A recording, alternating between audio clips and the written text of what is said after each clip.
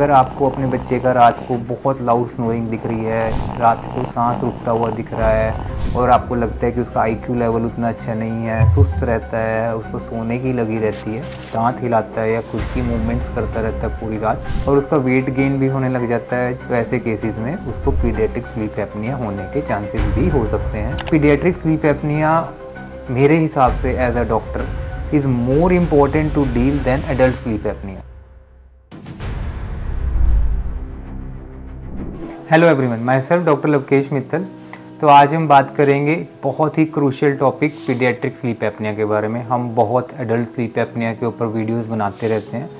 तो जो इसकी शुरुआत है वो कहाँ से होती है वो उसके बारे में आज शुरू करेंगे।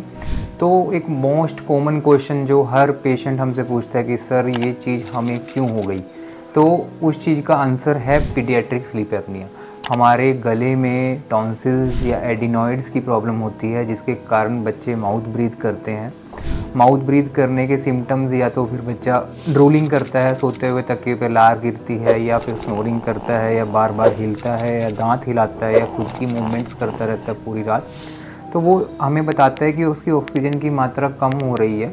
और उसका वेट गेन भी होने लग जाता है, चिन्ह उसकी पीछे जाने लग जाते हैं, जिसको एडिनॉइड फेसिस भी कहते हैं। तो ऐसे केसेस में जब ये चीज़ हमारी 12-14 साल तक उसको नहीं देखा जाता, तो वो टिश्यूज़ हार्ड होकर, थिक होकर वहाँ पर हमारे नेज़ोफेरेंजियल स्पेस में एक नैरोइंग क्रिएट कर देते हैं, जिस नैरोइंग के कारण हमारी ऑक्सीजन मैच्योरेशन छाती में प्रॉपरली नहीं पहुँच पाती। तो पीडियाट्रिक स्लीप एपनिया मेरे हिसाब से as a doctor is more important to deal than adult sleep apnoea,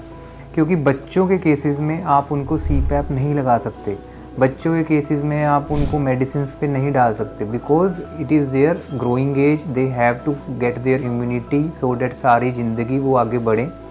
उस एज ग्रुप में अगर आपको अपने बच्चे का रात को बहुत लाउड स्नोरिंग दिख रही है, रात को सांस रुकता हुआ दिख रहा है और आपको लगता है कि उसका आईक्यू लेवल उतना अच्छा नहीं है, सुस्त रहता है, उसको सोने की लगी रहती है,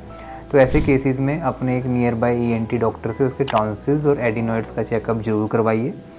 और उसके ग्रेडिंग को जानिए। अगर उसका ग्रेड ज़्यादा है, 3 या 4 है, ऐसे केसेस में हम 3 से 4 महीने का ट्रीटमेंट ले चुके हैं और हम मल्टीपल ओपिनियंस भी ले चुके हैं, तो उसको वैनिश करना उसी टाइम पर एक बहुत ही बेटर रिज़ल्ट देता है।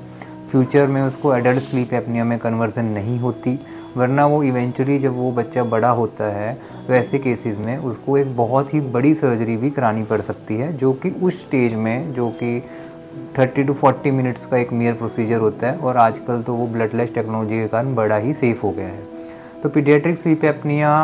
जनरली आप अपने बच्चों में देख सकते हैं। इसमें कोई आपको ऐसा नहीं कि कहीं जाके आपको ढूंढना है या किसी डॉक्टर से कंसल्ट करना है। रात को देखिए, अगर खर्राटे लेते लेते बच्चे का बीच में खर्राटे रुक जाते हैं और एकदम से वो लंबा खर्राटा भरता है, तो ऐसे केसेस में उसको पीडियाट्रिक स्लीप एपनिया होने के चांसेस भी हो सकते हैं। अगर बच्चा 8 या 9 साल से बड़ा है तो आप स्लीप स्टडी करवा के भी पीडियाट्रिक स्लीप एपनिया को कंफर्म कर सकते हैं और अपने नियर बाय ईएनटी के पास जाके फिज़िकल एग्जामिनेशन और एक नेज़ोफेरिंग्स के एक्सरे के साथ इसको बहुत आसानी से डील किया जा सकता है।